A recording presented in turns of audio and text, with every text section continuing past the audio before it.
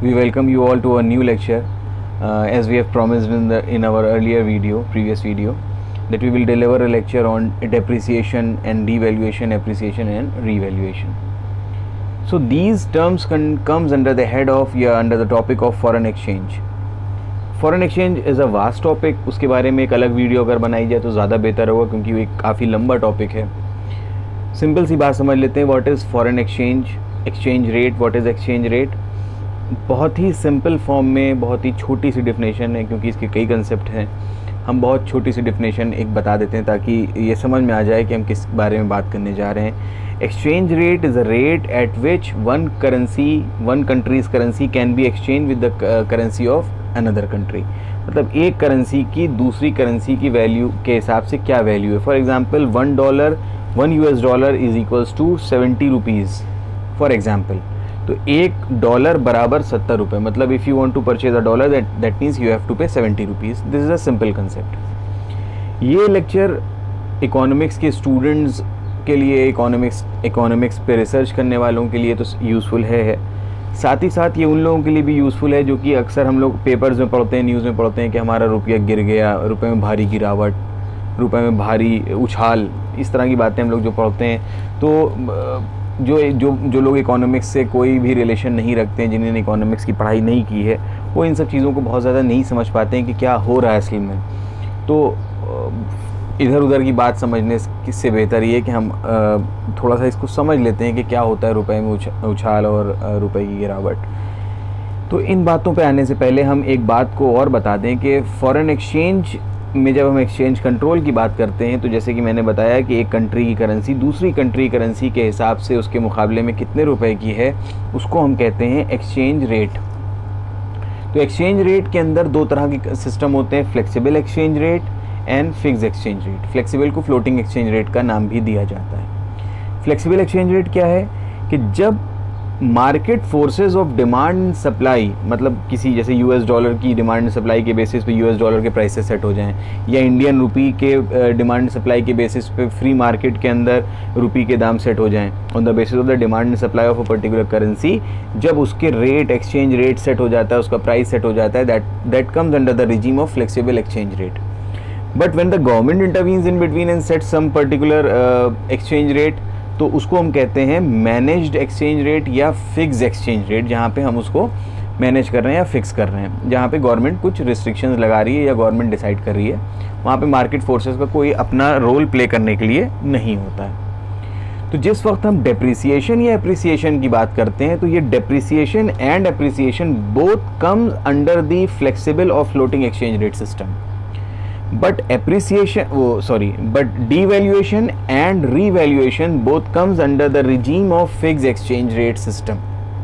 पहले तो इस बात को हम क्लियर कर लेते हैं. अब आगे बात आती है, डेप्रिसिएशन और डिवैल्यूएशन के एक ही मतलब बनेंगे, एप्रिसिएशन और रिवैल्यूएशन के मतलब एक ही बनेंगे, बाद में बात करेंगे. अभी हम बात करते हैं पहले डेप्रिसिएशन और डिवैल्यूएशन की. डेप्रिसिएशन और डिवैल्यूएशन में सिर्फ इतना सा फ़र्क है, जैसे कि अभी मैंने 2 मिनट पहले बताया, थोड़ी देर पहले, कि डेप्रिसिएशन मार्केट फोर्सेस से डिटरमिन होने वाली चीज़ है, फ्लेक्सिबल एक्सचेंज रेट कंसेप्ट है.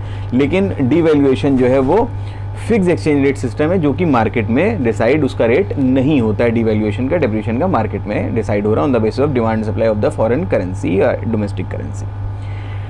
इसके बाद हम बात करते हैं कि क्यों कभी रुपए में डेप्रिसिएशन हो रहा है. इसकी बहुत सारी वजहें हो सकती हैं. ईजी मॉनेटरी पॉलिसी और हाई इन्फ्लेशन रेट भी इसकी वजहों में शामिल होता है. अब बात करते हैं कि डेफिनेशन क्या होती है डेप्रिसिएशन या डिवैल्यूएशन की. When the value of the foreign currency rises और when the value of the domestic currency falls, मतलब बाहर की जो भी करेंसी है उसकी वैल्यू अगर बढ़ जाए या हमारे देश की करेंसी की वैल्यू कम हो जाए. हमारे देश की करेंसी क्या है, इंडियन रुपी. तो अगर रुपी कमज़ोर हो जाए बाहर की करेंसी के मुकाबले, दैट मीन्स हमारा रुपी डेप्रिशिएट कर गया है. इसको एग्जाम्पल लेते हैं. हमारे स्क्रीन पे एक एग्जाम्पल है, आप देख सकते हैं कि in this example suppose $1 is equals to 60 rupees. तो अगर $1 60 रुपीज़ के बराबर है, इसका मतलब यह है कि $1 के फॉलोअर कितने, 60. अगर ये डेप्रिशिएट हो जाए तो इसका मतलब $1 बराबर हो रहा है 70 रुपीज़ के।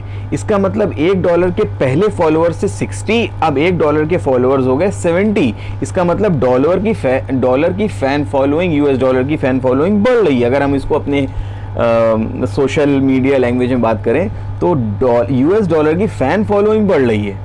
And when the fan following of any person और एनीथिंग राइजेस, दैट मीन्स उसकी वैल्यू भी बढ़ रही है। तो इस तरीके से हम ये कह सकते हैं, इसको एकदम लेमैन लैंग्वेज में समझ सकते हैं कि जब भी कभी रुपी डेप्रिशिएट होगा, इसका मतलब पहले एक्सचेंज रेट $1 = 60 था, अब $1 का बराबर 70 रुपये के बराबर हो गया $1। इसका मतलब ये हुआ कि क्योंकि डॉलर के फॉलोइंग बढ़ गई इसलिए डॉलर की वैल्यू बढ़ गई और हमारी इंडियन रुपी की वैल्यू डेप्रिशिएट हो गई। इसको दूसरे सेंस में कहेंगे कि हमारा रुपया कमज़ोर पड़ गया। ये अक्सर आप न्यूज़ चैनल में हेडिंग देखते रहते हैं, हमारा रुपया कमज़ोर पड़ गया, हमारा रुपये ने उछाल ले ली, तो ये कमज़ोर पड़ना इसको कहते हैं। इम्पॉर्टेंट कंसेप्ट ये है कि इस डेप्रिसिएशन का या डीवैल्यूएशन का इंपोर्ट पे, कंट्री के इंपोर्ट पे क्या फ़र्क पड़ता है और किस तरीके से ये डेफिसिट को दूर करता है या डेफिसिट को लीड करता है, ये देखने का वक्त है। तो स्क्रीन पे जो एग्जांपल आपके सामने आएगा उसमें हमने एग्जांपल ये लिया है कि एक्सचेंज रेट जो लिया है मैंने $1 का 65 रुपीज़ लिया है। Means for $1 you have to pay 65 rupees. And now suppose if the Indian rupee has been depreciated by 2 rupees, that means the new exchange rate will be $1 that will be equal to now 67 rupees. Suppose इस case में हमें ये pen खरीदना है और ये pen for example $10 का है अगर हम इंपोर्ट करते हैं। तो earlier before the rupee was depreciated हमको अगर ये $10 का पेन खरीदना था तो आई use to pay 65 into 10, that is 650 rupees, Indian 650 rupees. But after depreciation for the same pen of $10, I am paying 670 rupees. That means import बढ़ गया, import महंगा हो गया करना।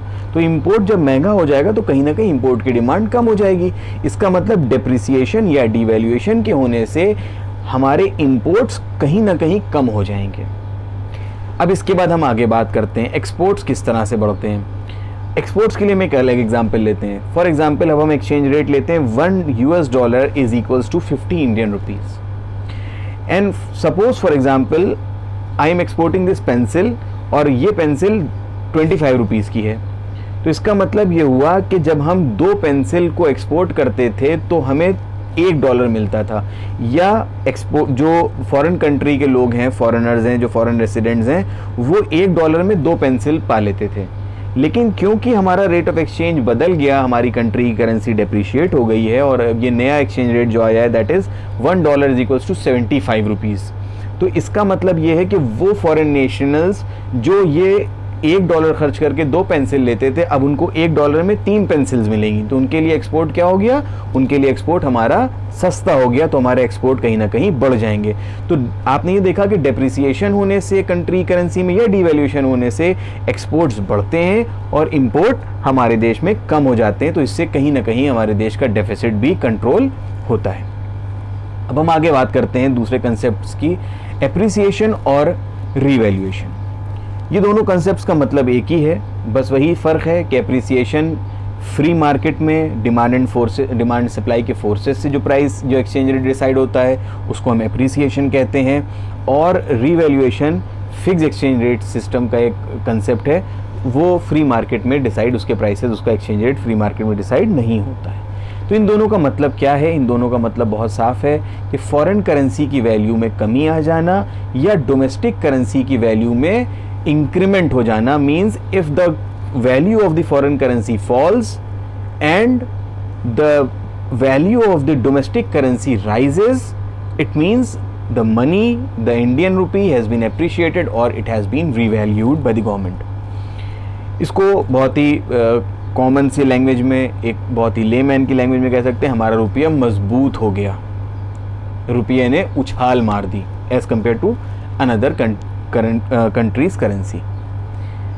अब इसमें क्या देखने को मिला, मैंने जो स्क्रीन पे आपके सामने एग्जांपल आएगा उसमें मैंने एग्जांपल ले लिया कि एक्सचेंज रेट है $1 इज इक्वल्स टू 65 रुपीज़। ये ओरिजिनल एक्सचेंज रेट था, but after appreciation it has become $1 is equals to 60 rupees. इसका मतलब अगर आप देखिए सोशल मीडिया लैंग्वेज में, तो $1 के फॉलोअर पहले कितने थे, 65 फॉलोअर्स थे, अब $1 के फॉलोअर्स कम होके कितने हो गए, 60। इसका मतलब ये बहुत ही कॉमन लैंग्वेज है यूथ्स के लिए कि जब फॉलोअर कम होते हैं तो आप ये कहते हैं कि आपकी वैल्यू कम हो गई, है ना।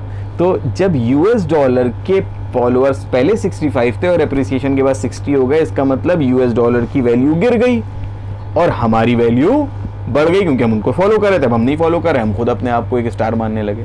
तो जिसको फॉलो किया जा रहा था, जब उसके फॉलोअर्स कम हो गए तो उसकी वैल्यू कम हो गई, और जो फॉलोअर्स थे जब वो खुद अपनी फॉलोइंग बना लेंगे तो वो खुद क्या कहलाएंगे, वो खुद अब उनकी वैल्यू बढ़ी हुई मानी जाएगी। तो इंडियन रुपी क्योंकि फॉलो कर रहा था, आप देखें अगर $1 = 65 रुपीज़, अब बाद में क्या हो गया, $1 = 60 रुपीज़। इसका मतलब अब हम $, को फॉलो, $, के फॉलोअर्स कम हो गए और हमारे फॉलोअर्स, हम अपनी वैल्यू को बढ़ावा मानेंगे, रुपया को मजबूत मानेंगे। Now we will see that how appreciation in the currency, or when the currency will be revalued by the government, what will be the impact on import as well as on the export of the currency, और ये deficit को lead करते हैं या surplus को lead करते हैं या डेफिसिट को ख़त्म करते हैं, ये हम लोग एक एग्जाम्पल की मदद से देखेंगे। हमने स्क्रीन पे एक एग्जाम्पल लिया है और हमने यहाँ पे अज्यूम किया that the exchange rate for $1 is 65 rupees, वही वाला एग्जाम्पल है। But in this case, the rupee has been appreciated or it has been revalued or increased by 2 rupees. So the new exchange rate will be $1 that will be equal to 63 rupees now. हम फिर वही example लेते हैं कि suppose हमको ये pen ख़रीदना है, इंपोर्ट करना है, and the cost of this, the price of this pen is $10. तो earlier I use to pay 65 × 10 that is 650 rupees, लेकिन अब क्योंकि रुपी अप्रिशिएट हो गया है तो इस केस में यही $10 का पेन हमको कितने का पड़ेगा, 630 रुपीज़ का। Therefore the imports will become easy, imports will become easy, हमको सस्ते पड़ेंगे इंपोर्ट करना। जब इंपोर्ट के दाम कम हो जाएंगे तो इंपोर्ट हमारे बढ़ जाएंगे। तो ये कह सकते हैं कि अप्रिसिएशन से इंपोर्ट हमारे बढ़ जाते हैं। अब हम देखते हैं नेक्स्ट स्टेप में कि एक्सपोर्ट पे क्या फ़र्क पड़ता है। हम वही एग्जाम्पल जो भी हमने ऊपर लिया, फॉर एग्जाम्पल ये पेंसिल 25 रुपीज़ की है। हम इस एग्जाम्पल में हमने जो रेट ऑफ एक्सचेंज लिया $1 = $1 = 50 इंडियन रुपीज़, और ये पेंसिल ₹2 की 25 रुपीज़ की थी, तो हम ये कितनी पेंसिल दे सकते थे, 2। जो फॉरेन नेशनल से वो $1 खर्चा करके 2 पेंसिल ले रहे थे, लेकिन अब क्योंकि अप्रिसिएशन हो गया इंडियन रुपी में, तो अब $1 बराबर हो गया फॉर एग्जाम्पल 25 रुपीज़ के। इसका मतलब क्या हुआ कि अब ये जो पेंसिल हम एक्सपोर्ट करेंगे वो फॉरेन नेशनल्स पहले वाले एक्सचेंज रेट के हिसाब से 2 खरीद सकते थे $1 में, लेकिन अब क्योंकि उसका एक्सचेंज रेट ही है $1 बराबर 25 रुपये, इसका मतलब अब वो सिर्फ 1 पेंसिल खरीद पाएंगे। इसका मतलब एक्सपोर्ट महंगा हो जाएगा हमारा। तो बट ऑब्वियस, जब when the price of the export will rise, the export will fall. So appreciation या रिवैल्यूएशन के होने से हमारे एक्सपोर्ट्स कम हो जाते हैं। तो इन द नटशेल हम ये सारी बातें अगर एक साथ जोड़ें तो डेप्रिसिएशन और डिवैल्यूएशन के होने से इंपोर्ट हमारे महंगे हो जाते हैं और एक्सपोर्ट सस्ते हो जाते हैं। तो that can lead to the favourable zone, ये इसको हम यूज़ कर सकते हैं टू ट्रीट द डेफिसिट। और एप्रिसिएशन होने से या रिवैल्यूएशन होने से करेंसी के हम डेफिसिट की तरफ जा सकते हैं, क्योंकि इंपोर्ट सस्ते हो जाते हैं और एक्सपोर्ट हमारे कम हो जाते हैं। तो आज के लेक्चर के लिए सिर्फ इतना ही रखते हैं हम, और उम्मीद करते हैं कि आपको हमारे ये मेहनत अच्छी लगी होगी और चीज़ें समझ में आई होंगी। अगर कोई डाउट होता है तो you can freely contact us और comment below. Thank you for now, have a good day.